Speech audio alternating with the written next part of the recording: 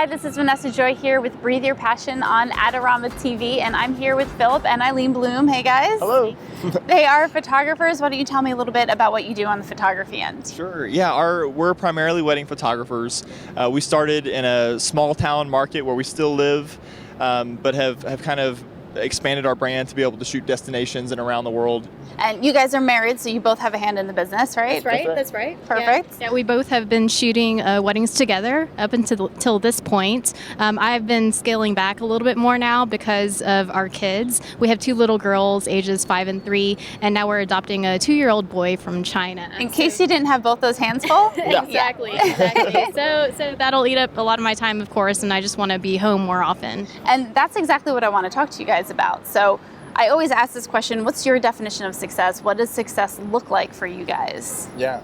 That's so a big part of that for us that we've thought a lot about is not just balance, because I think everyone talks about work-life balance, and usually that means something along the lines of scaling back and work and adding some free time. Right. We find like there can really be a better kind of cycle where everything comes together in unity. Eileen's wearing our community shirt. This is like a symbol of everything that we've come to find important, where you can be doing work that for us is success because it's making the difference in people's lives. Even if we're making money through a wedding, we want to invest in our couples and in their marriages and do something meaningful. And we want, when we're doing education, when we have our workshops, we don't want it to be, at a workshop that you come back for every year. We want you to have a one workshop experience that allows you to kind of take control back of your life and do something meaningful with it. We're here such a short time. Yeah, it sounds like success to you guys is really about impacting, more meaningful things in the root of whatever it is that you're doing rather than just on the surface. Yeah. Life is short. So with you guys, being married, working together, not the easiest thing. Eileen, what is the biggest thing you two fight about at home? The biggest thing we fight about? That is a very good question. I would say business-wise, it would probably be our styles. Okay.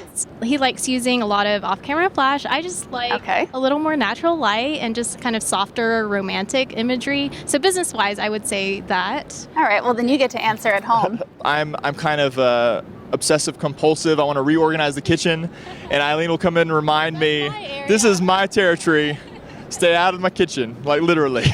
So that happens. There's some of that. So you have a 3-year-old, a 5-year-old, and then adopting a new baby, toddler. 2.5-year-old. So he's 2.5-year-old. He's kind of getting into toddling. Okay. Now, I imagine. Yeah. So even now, before that child comes, what does a day in your life look like? How do you organize it, manage it, and make time for everything that you have to do? So our little kindergartner goes off to school in the morning, and then we have our 3-year-old. And so a lot of times we actually switch off. Okay, so tag switch team. Off days, yeah, tag team. Okay. And we try our best to end work by about 5:30 in the evening. That way we have the evenings together, we can eat dinner as a family, and just shut off work. So if you're tag teaming, how many hours a day do you actually get to do work, sit in front of your computer, if that's what you're doing? Yeah.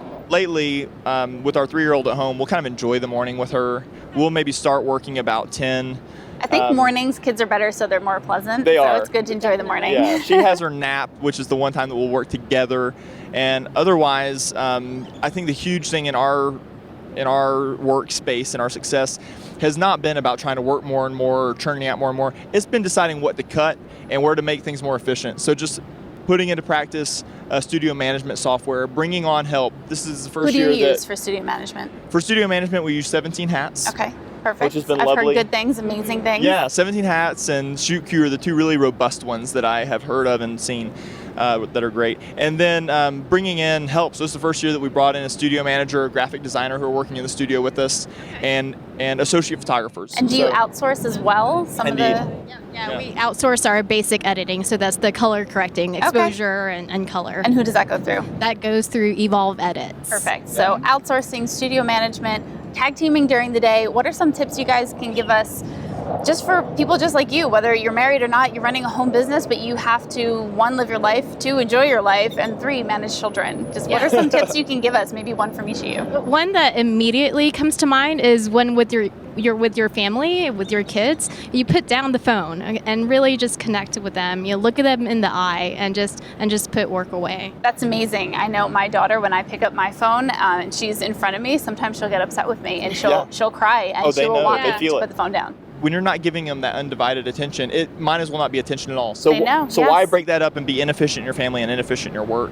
So really scaling those apart. I love that. Is that your tip, or you have another one? I'll add to that. I have to say, that's a really good tip. Be efficient in your work and efficient in your life. Good. Yeah. But go ahead with yours. But and this is just a small one that also comes to mind related to phones and our devices, because I think that's a big thing. Like turning off the notifications is kind of interesting that biologically we're kind of tuned to be constantly aware of danger, even though we live in safe societies now. Maybe at one time we were looking out for predators. And when those notifications going off, even if you don't pick it up, it completely spins your mind, the neurons in your mind in a different direction, and you lose the ability to be creative, which for us as artists is so important. Creativity actually is a result of boredom when you're in a info processing mode of mind. So as much as you can be bored, gaze at the stars, watch a fire crackling in your fireplace, that actually allows your mind to work. Whereas most people are consuming like 500% more information each day than they did in the 80s. Right. So it's a big change in our world. So we're less creative because of that. Thank you. This has been really helpful, and I know everyone watching is going to really enjoy these tips, and just having people like you guys that they can relate to and hear from and know that, they're not alone. And we're not alone. We're all not alone. Yeah, it's a community. So thank you guys, and thank you so much for watching Breathe Your Passion here on Adorama TV. Make sure you hit that subscribe button so you don't miss a thing. I will see you next time.